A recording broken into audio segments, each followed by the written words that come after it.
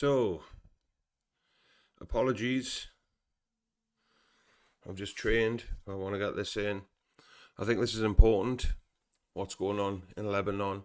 Obviously, there could have been an agreement a month ago when the first ceasefire was announced. If, because the Iranians are adamant, Lebanon is part of the ceasefire. But for whatever reason that I can't get into here, we know Netanyahu he doesn't want a ceasefire. He doesn't want this to come to an end, but a lot of these channels are severely shadow banned on certain algorithms. But it's interesting. Like you say, I've just trained, so apologies if I'm a bit flustered. But I just want to get into this. It's worth sharing. Sharif, give us the latest news out of Lebanon and the fact that Netanyahu last night said quite publicly that he intends to actually launch an intensified new military campaign targeting Lebanon.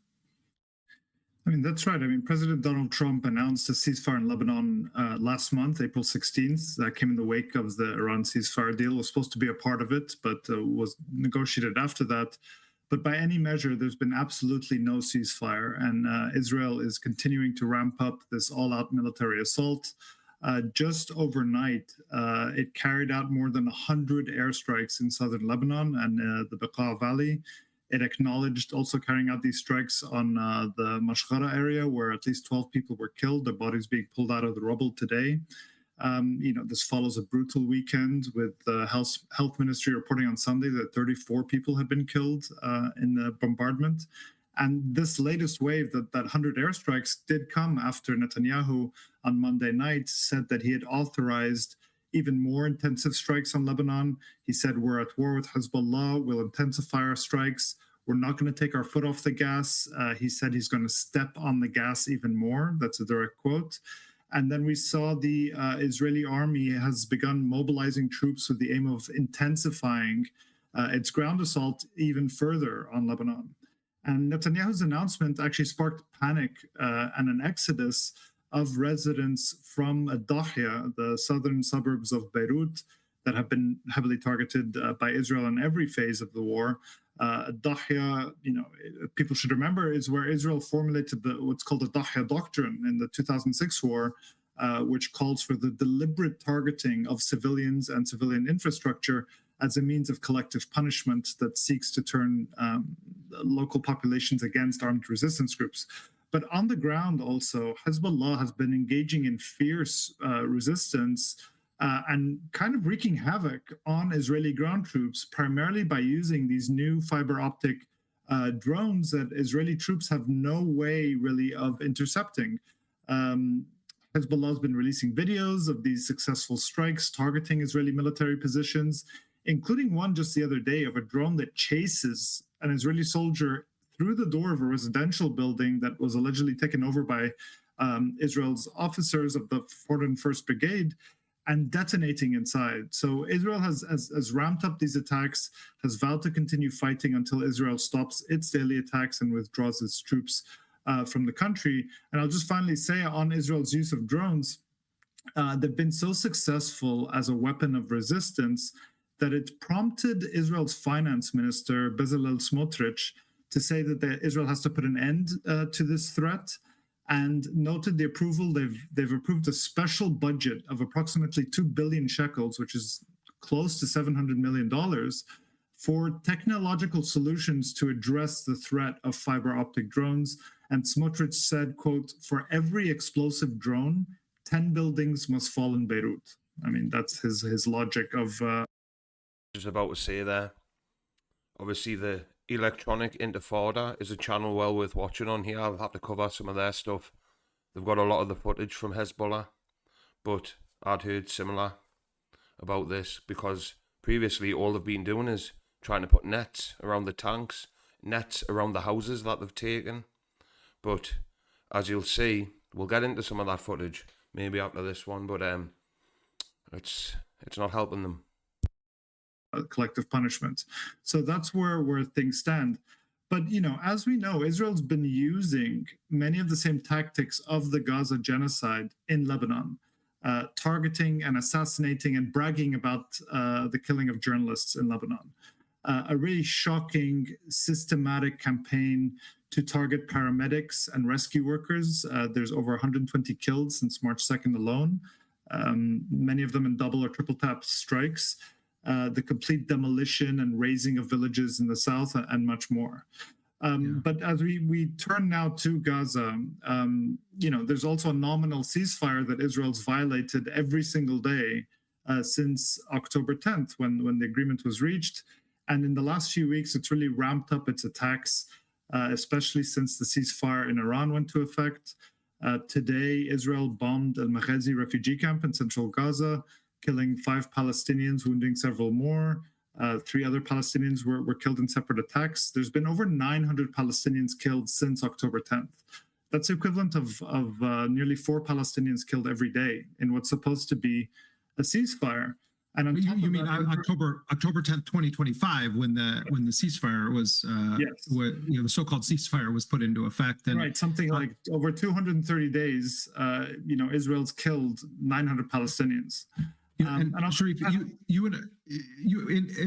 a bit we can talk about this too. I mean, we just our colleague Jawa Ahmad and I just did a story where we were looking at how Trump's so-called Board of Peace is unilaterally rewriting all of the terms of that original Gaza ceasefire deal. But one thing that before we go to our guest here in Gaza, our friend Ayad Amawi, I want to just say, Israel has not respected any component of the agreement that it signed in October with Hamas. Hamas turned over all of the Israeli captives, including the bodies of deceased captives.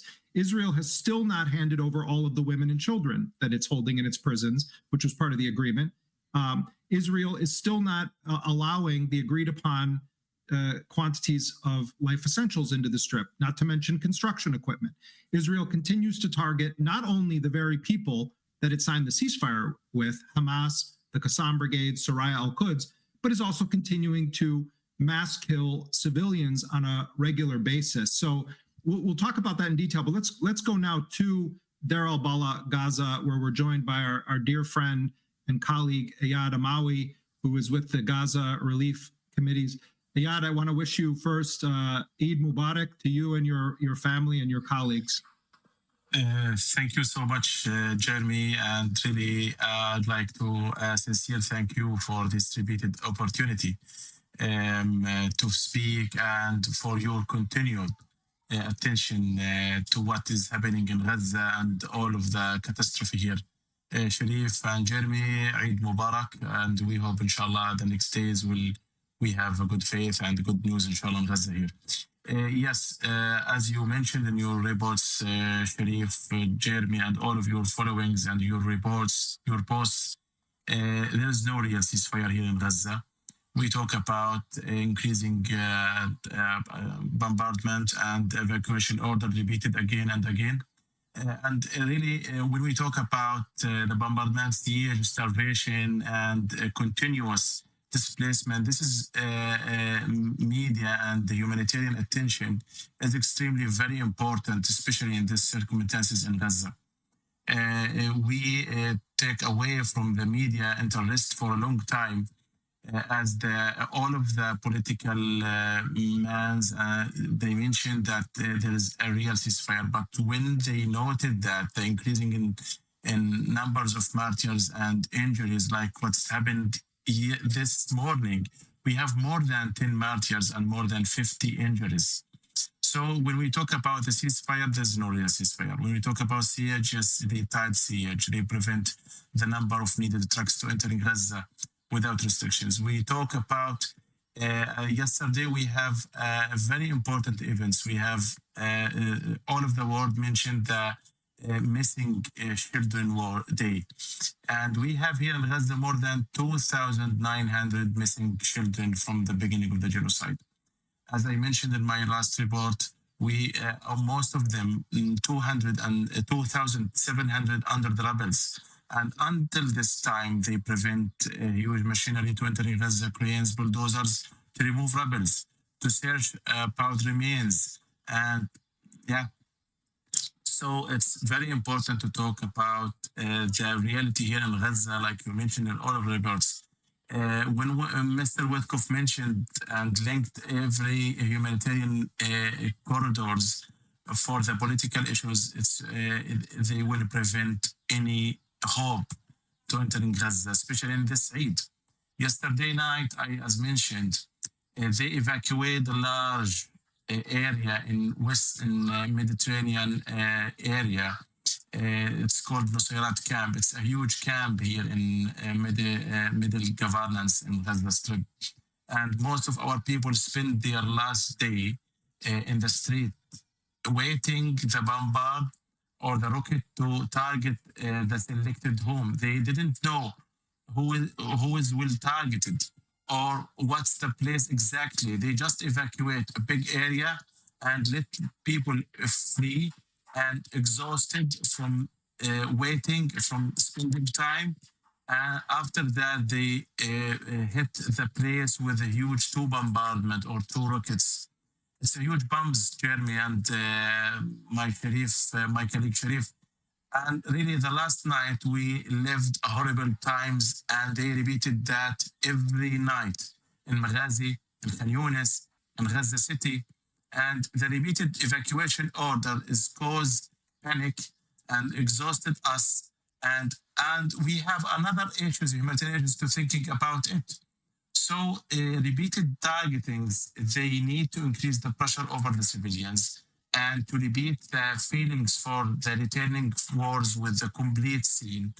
And as the Israeli policies, they increase the pressure over the western part.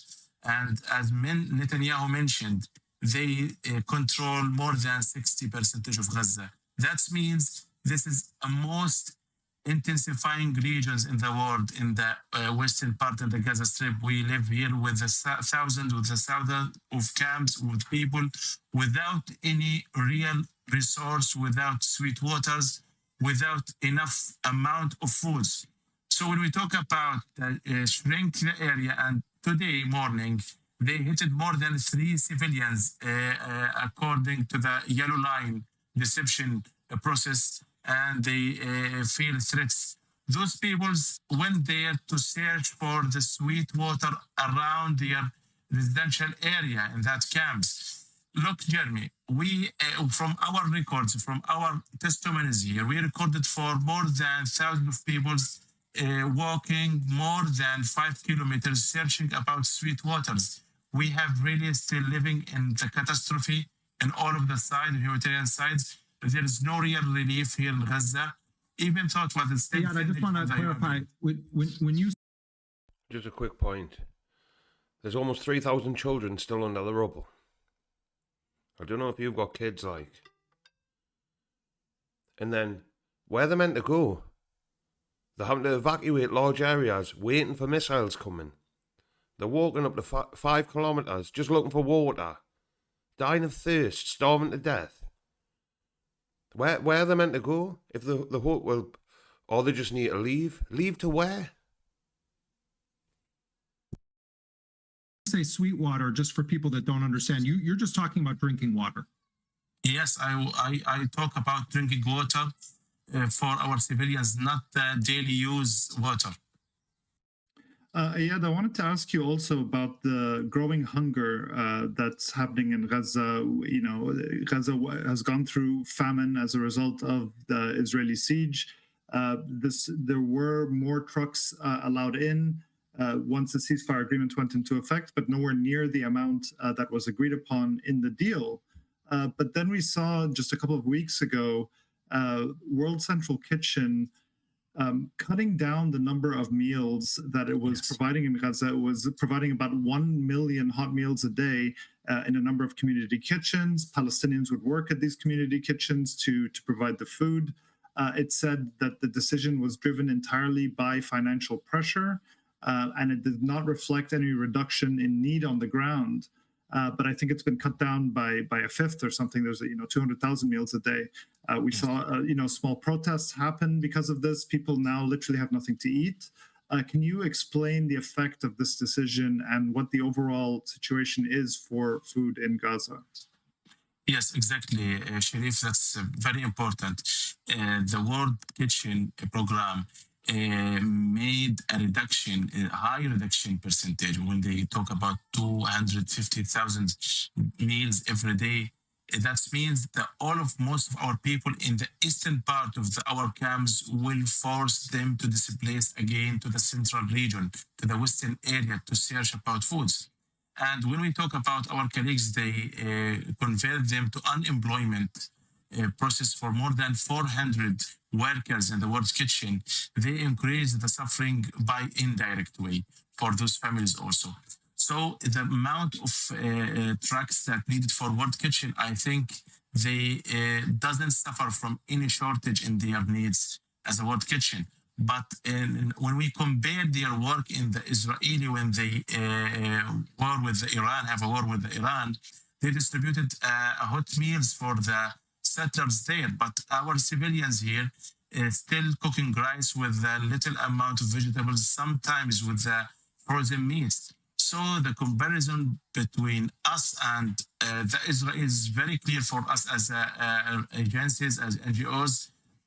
We really sending human appeals a lot of times that World Kitchen must increase the chain of foods for our refugees, for our displacement, for our camps. Really, our peoples have more than 80% of our employment have lost their works here in Gaza after the full destruction of, in fact, factories, farmers, everything is destroyed.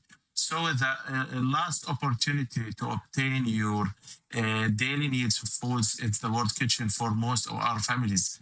They depend completely over that program. So this is not just mentioned. They make a reduction and everything will resolve by themselves. We need to increase the pressure. Really, the World Kitchen and others programs must provide our people with the foods, with the drinking waters. It's the minimum needs to stay alive here in Gaza. We may have lost Ayad there. Ayad Amawi from the Gaza Relief Committee. Cooking grass. They're cooking grass.